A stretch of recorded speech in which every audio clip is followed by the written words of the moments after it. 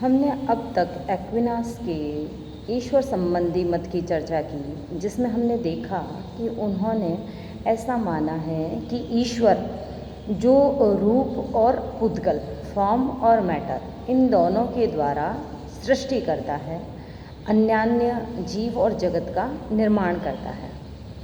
अब जब हम ईश्वर की बात करते हैं तो वह तो नैतिकता का चरम लक्ष्य है।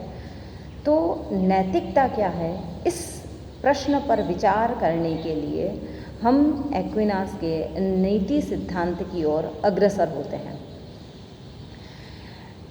एक्विनास ऐसा मानते हैं कि ईश्वर संबंधी चिंतन करना मानव के जीवन का परम लक्ष्य है। ईश्वर का ज्ञान जो होता है वो सबसे उत्कृष्ट, सर्वोच्च शुभ होता है, और इस शुभ का ज्ञान जो है वह हमें अंतर्बोध के द्वारा प्राप्त होता है। मनुष्य जो है उसकी क्रियाओं का अंतिम जो लक्ष्य होता है वह आनंद की प्राप्ति करना होता है, और परमानंद जो है वह सर्वोच्च शुभ के द्वारा ही प्राप्त किया जा सकता है। प्रेम और आनंद, इन दोनों में साहचर्य का संबंध होता है। तो ये प्रेम और आनंद जो हैं ये दोनों ही अनुभवातीत या अति प्राकृतिक शुभ कहलाते हैं। ईश्वर जो है उसने प्रकृति, देवों और मानव आत्मा, इन तीनों की रचना की है। प्रकृति की रचना पुद्गल के द्वारा की है। देवों की जो रचना है वह विशुद्ध अभौतिक आत्माएं कहलाती हैं, और मानव आत्मा जो है वह विशुद्ध आत्मा कहलाती है।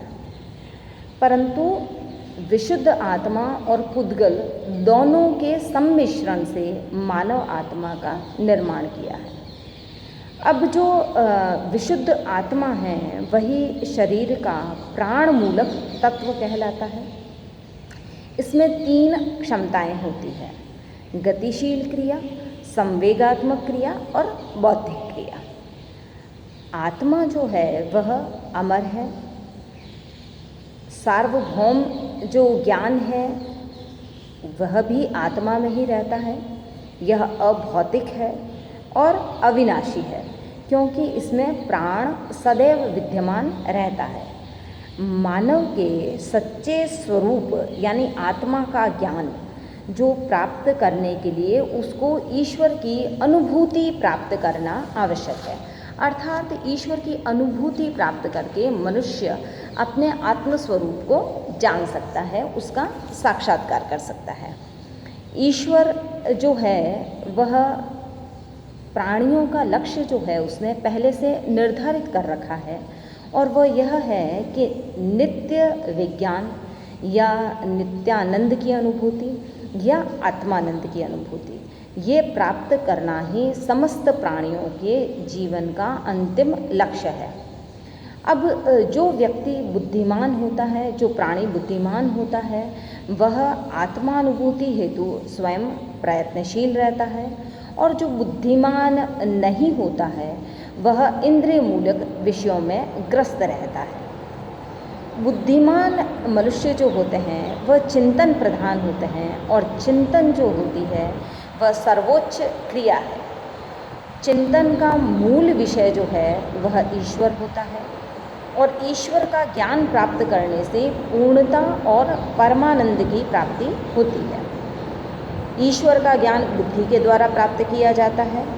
बौद्धिक चिंतन जो प्राणी नहीं कर सकते हैं, उन्हें ईश्वर के ज्ञान के लिए श्रद्धा और विश्वास अर्थात आस्था पर निर्भर रहना पड़ता है। नैतिक जो कर्म होते हैं वह स्वतंत्र इच्छा का परिणाम होते हैं। हमने पहले भी देखा कि अगर नैतिकता में स्वतंत्रता नहीं होती तो उस नैतिकता का कोई मूल्य नहीं है, तो हम उसको चाहिए का रूप नहीं कह सकते हैं। फिर व्यक्ति उस कर्म के लिए बाध्य हो जाता है। अतः नैतिकता के लिए स्वतंत्र इच्छा होनी आवश्यक है। तो व्यक्तियों का जो नैतिक कर्म का शुभाशुभ है वह उनके लक्ष्य, कर्ता की भावना और परिस्थितियाँ, इन तीनों पर निर्भर करता है, अर्थात ये तीनों बुद्धि के अनुकूल होने चाहिए। नैतिक आचरण जो है वह ईश्वर की बुद्धि के जो नियमानुसार करता है वह ही व्यक्ति, वही आचरण शुभ संकल्प, सदा शिव होता है, सदा मंगलकारी होता है।